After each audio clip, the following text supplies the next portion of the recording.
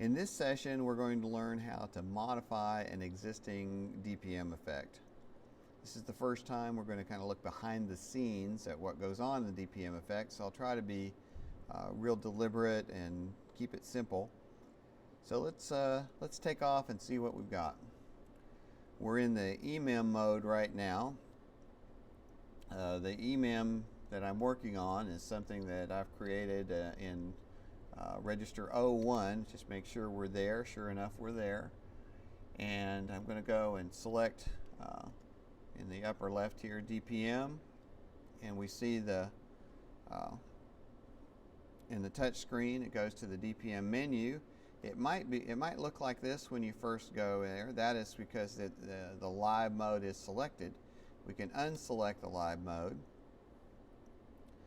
The first thing I want to do is I want to copy that effect to a new location and then edit that effect. And just remember that the existing effects that we have on these kayaks are locked. You'll see lock on right here. So I can copy this into a new location, and after I copy it, I want to unlock it. So that's what we're going to do right now. I'm going to go and hit modify, copy. I'll find an empty location here. We're just going to put it in 40. Going to modify, hit paste. There we see our effect copied. It can be renamed, but for our purposes right now, we're just going to, because we have a client that needs to see this, we're just going to unlock it, edit it, and go on with it here.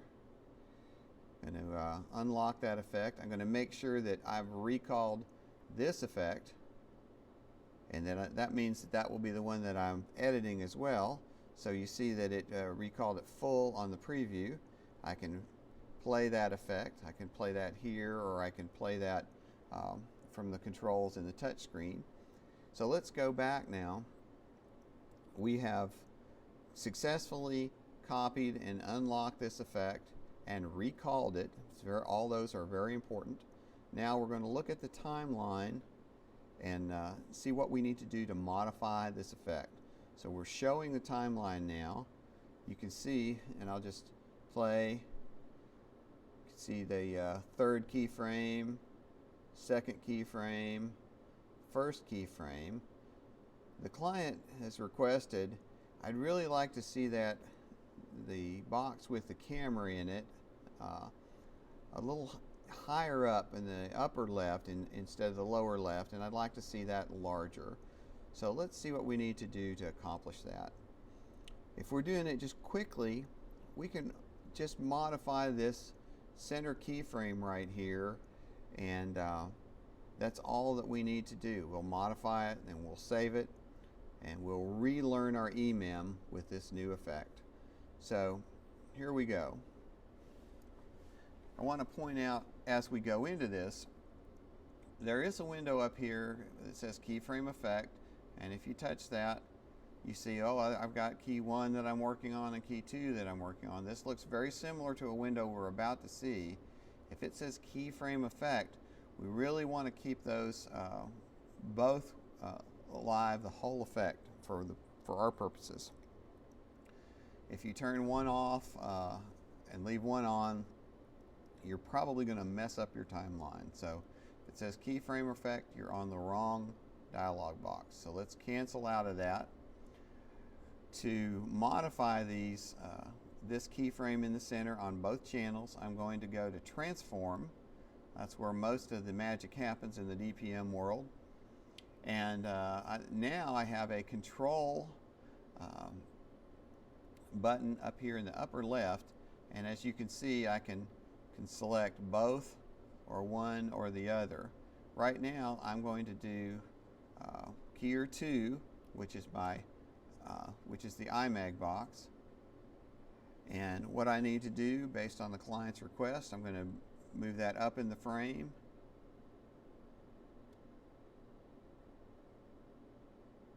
I'm going to make it larger.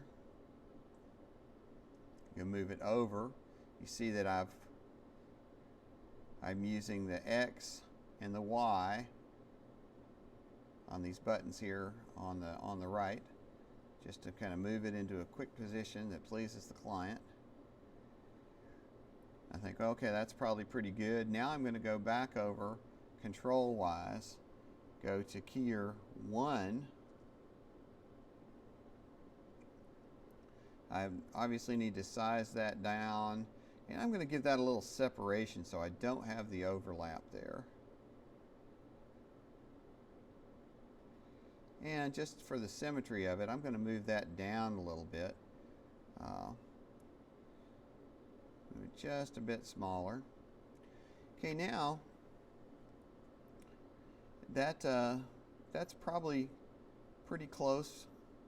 So I'm going to modify those keyframes now. So I'm going to go back to timeline. I'm going to modify, all I need to do is modify keyframe. And I'm going to run that effect to see if I've accomplished what I needed to accomplish. So I can just hit play, reverse play, back out. And maybe I wouldn't want that to come from the lower left, but for our purposes right now, we've modified this effect. The client is happy with it. So that's, we've accomplished what they needed to do. So now I need to save that effect and go to Save Recall in the lower right. I see that that is in the correct location, 40, where we've copied it to. Now under Save Discard, we hit Save Discard, Save Changes. So now we have a nice tidy new effect here. So what I need to do now is make sure that this effect is connected to the EMEM that I need it to be connected to. Right now that EMEM would be connected to the previous DPM effect number. And I can actually demonstrate that. We can come over here, and if I recall 01, there's our original effect. So what I want to do now, I'm just going to go back to the DPM real quickly, go back to 40 that we just worked on, 40, recall,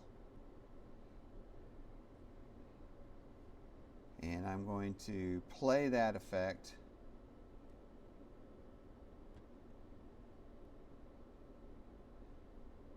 Now I'm playing this effect to this position because when I record it in the EMEM, it remembers that location.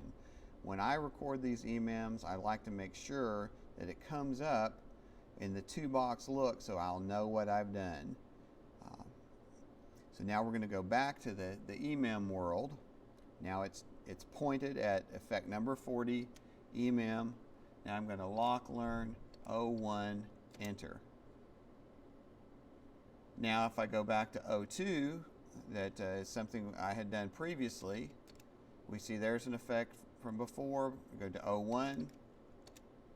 Now we have our new effect, and it runs